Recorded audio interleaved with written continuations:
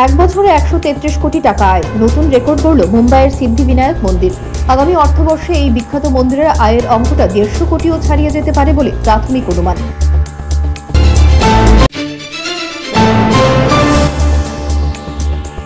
Employees provident fund অর্গানাইজেশনের সদস্যরা এবার অটো সেটেলমেন্ট অফ অ্যাডভান্সড ক্লেমের ক্ষেত্রে 5 লক্ষ টাকা পর্যন্ত তুলতে পারবেন।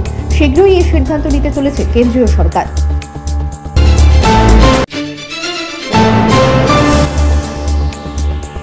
গুরুতর অসুস্থ আরজেডি সুপ্রিমো লালু প্রসাদ যাদব। হঠাৎ সুগার ব্যাপকভাবে বেড়ে গেছে তার।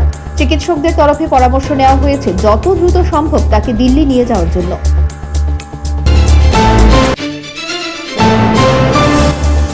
টানটান উত্তেজনার মধ্যে বুধবার লোকসভায় ওয়াকফ সংশোধনী বিল পেশ হল। ওয়াকফ সংশোধনী বিল 2025 পেশ করেছেন কেন্দ্রীয় সংখ্যালঘু বিষয়ক মন্ত্রী কিরেন রিজিজু।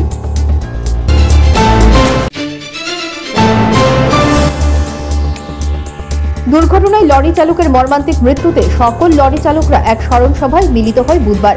গত 31শে মার্চ মলয়নগর এলাকায় বালি বোঝাই লরি নিয়ে রাস্তার পাশে 40 ফুট নিচে পড়ে গিয়ে মর্মান্তিক মৃত্যু হয় লরি চালক রাকেশ দেবনাথের।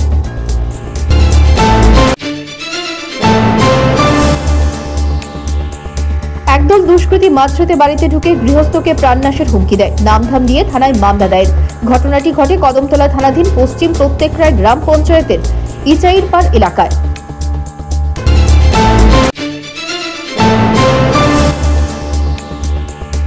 নেশা ছেড়ে স্বাভাবিক জীবনে ফিরে আসা দুই যুবককে রক্তাক্ত করলেন এলাকাবাসী।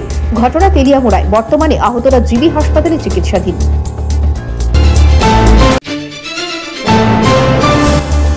পানীয় জলের সংকট চরমে।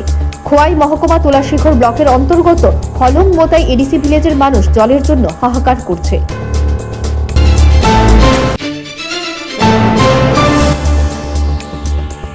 ভারতের কমিউনিস্ট পার্টি সিপিআইএম এর মাদুরাই তামিলনাড়ুতে সর্বভারতীয় সম্মেলনকে সামনে রেখে বুধবার এক কর্মসূচির আয়োজন করা হয় রাজধানীতে। পশ্চিম ত্রিপুরা জেলা কমিটির উদ্যোগে হয় এই কর্মসূচি।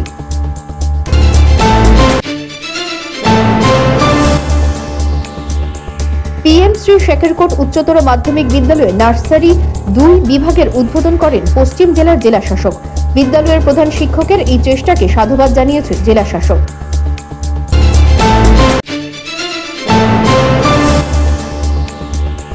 ক্ষতিগ্রস্ত পরিবারের পাশে দাঁড়ালেন পশ্চিম জেলা পরিষদের সহসভাপতি বিশ্বজিৎ শীল। সোমবার রাতে খয়েরপুর বিধানসভার সেবাধাম চৌমুহনী এলাকায় বিশ্বজিৎ দাসের বসতঘর পুড়ে ছাই হয়ে যায়।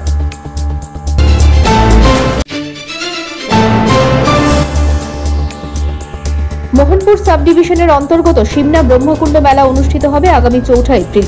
3 দিন ব্যাপী চলবে এই মেলা। মুখ্যমন্ত্রী ডক্টর মানিক সাহা মেলার উদ্বোধন করবেন।